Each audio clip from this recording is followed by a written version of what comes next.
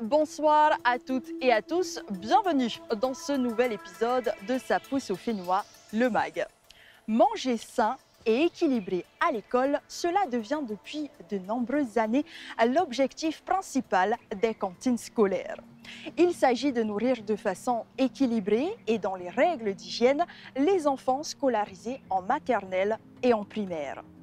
Sachez qu'à partir du 1er août 2022, les établissements scolaires devront, au cours de l'année scolaire, utiliser 50% de fruits et légumes locaux, 80% de poissons et 25% de produits vivriers locaux dans la part des féculents.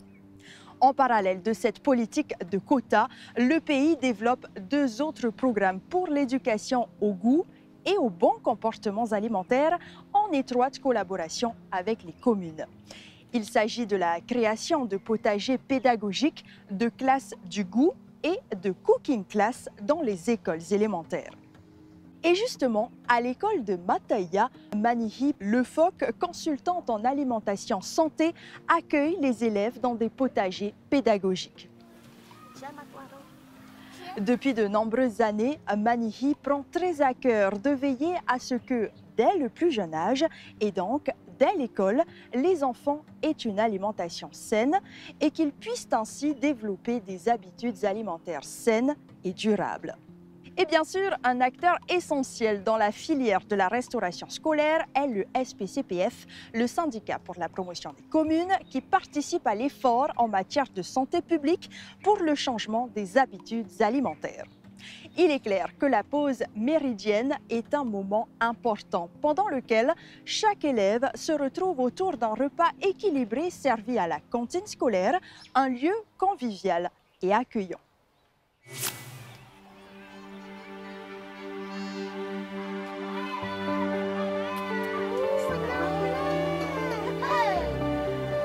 Parce qu'ils sont à la lumière.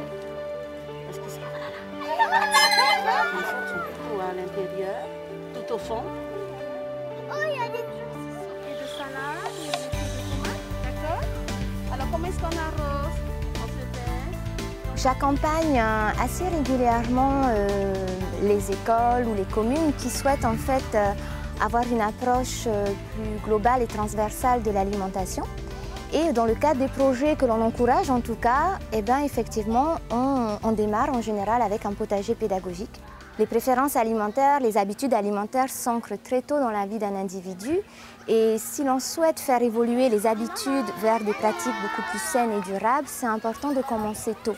L'idée étant bien évidemment de mobiliser l'ensemble des acteurs qui gravitent autour des enfants pour ensemble œuvrer à un même objectif, qui est pour moi l'alimentation saine et durable et cette transmission en fait aux générations de demain. Ça fait déjà plusieurs années que l'on évoque le problème d'obésité, de diabète. Donc les urgences pour moi c'est vraiment que l'école puisse être le cadre de référence quelque part dans cette transmission de valeurs saines et durables. On peut difficilement aller faire quelque part la morale aux familles si déjà l'école ne se positionne pas en tant qu'exemple sur cette thématique. Et pour moi, ça me semble fondamental.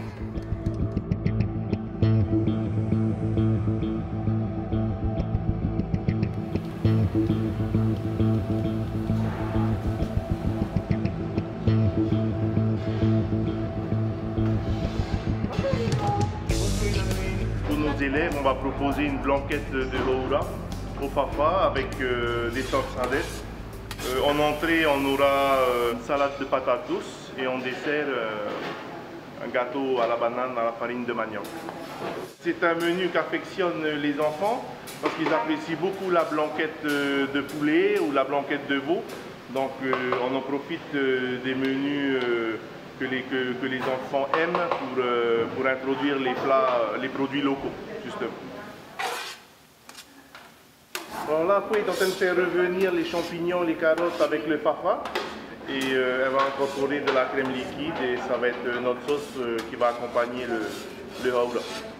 Et pourquoi avoir mis le fafa dans cette sauce?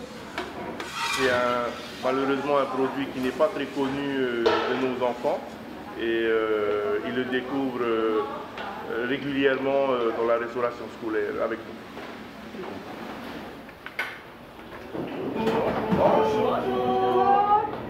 Alors là, une amie, Fabiola, nous prépare le dessert, le fameux gâteau banane, à la farine de manioc.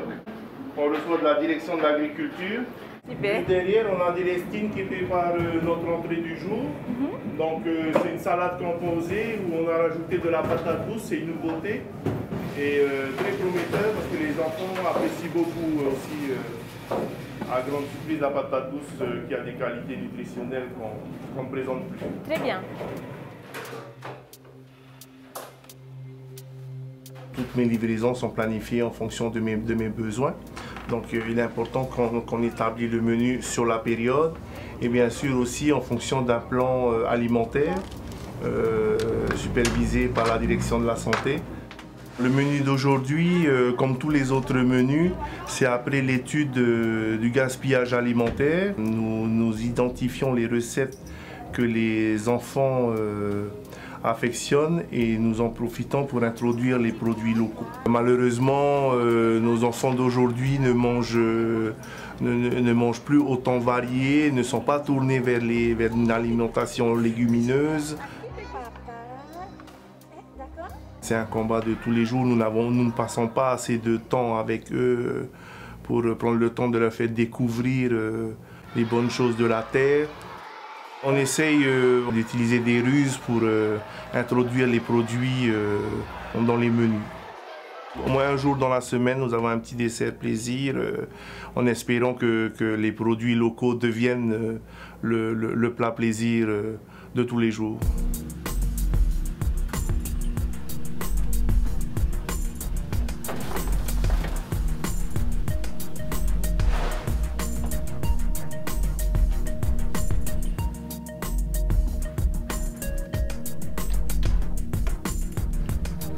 On a également mis en place une stratégie de travail sur le gaspillage alimentaire. Ce travail-là nous permet de faire des pesées avec les élèves et bien sûr d'étudier ensuite tous les graphiques qui vont nous être donnés grâce à ces pesées-là. Nous arrivons donc maintenant à déterminer quels sont les menus préférés des enfants, là où il y a un peu plus de travail à faire pour éduquer et faire en sorte que les enfants apprécient ces goûts qu'ils commencent un petit peu à perdre au niveau de leur cocon familial.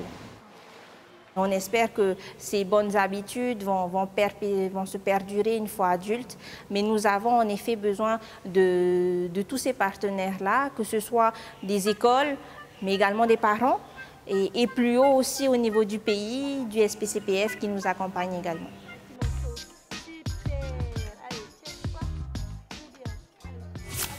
Mais avant de déguster ce qu'il y a dans leur assiette, à Ayatea, les enfants sont invités à participer au potager pédagogique avec M. Henry, professeur des écoles et passionné d'agriculture. Thomas Moutam, président de la CAPL, estime que cette méthode est efficace car les enseignements ne sont pas seulement donnés dans l'école, mais également sur le terrain. Rejoignons tout de suite ces jeunes élèves très intéressés par ce qu'il y aura prochainement dans leur assiette.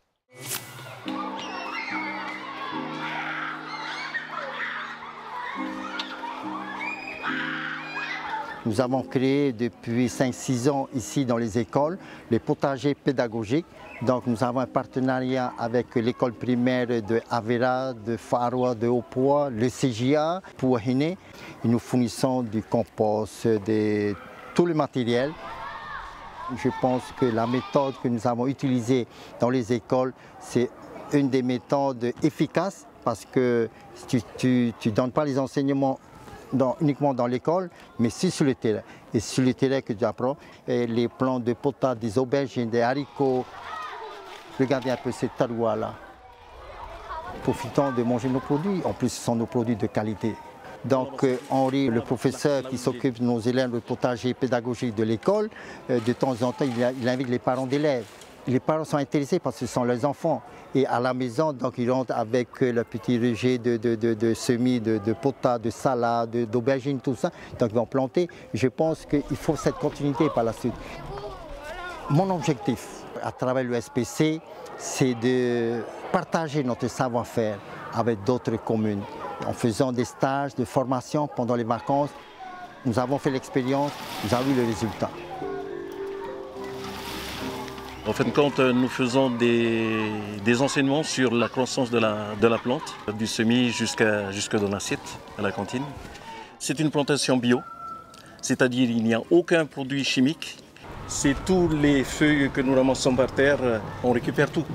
On récupère l'herbe, on récupère les feuilles, on récupère les palmiers. On les brûle pas. Et cela, on laisse pourrir, se décomposer pendant 3 mois. Au bout de 3 mois, on est prêt à l'utiliser. Ça, c'est le compost, l'empaillage. C'est l'empaillage qui est fourni par la commune. Et ensuite, on va terminer par cette terre ici. Je dirais, c'est une terre ramollie. Et c'est ce que les légumes préfèrent parce que ici, c'est de la bonne terre. C'est de la terre qui a été filtrée. Et la terre a été mélangée avec tout ce qui est nécessaire à la nutrition des plantes. Comme tous les vendredis, nous organisons des repas chaque fois hein, avec la cantine. Nous savons ce que nous mangeons.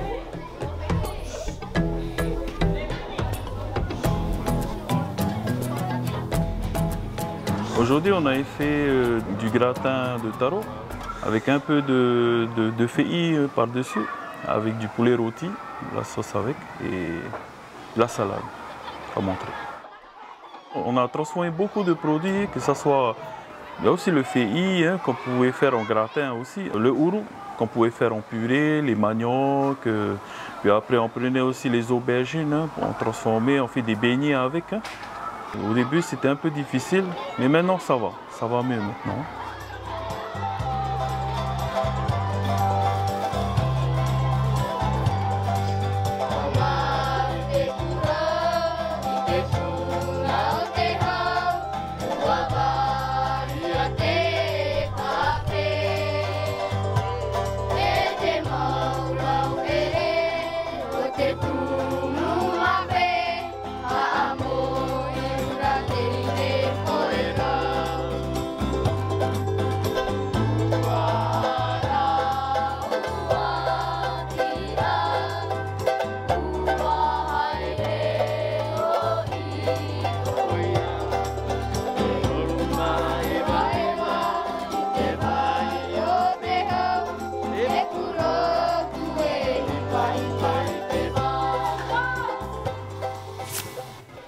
C'est donc en chanson que nous quittons les élèves ravis de non seulement bien manger, mais également d'apprendre les bases d'une nourriture saine et durable. Merci de nous être fidèles et dès la semaine prochaine, rendez-vous pour un nouvel épisode de Sa pousse au Fénois, le MAG.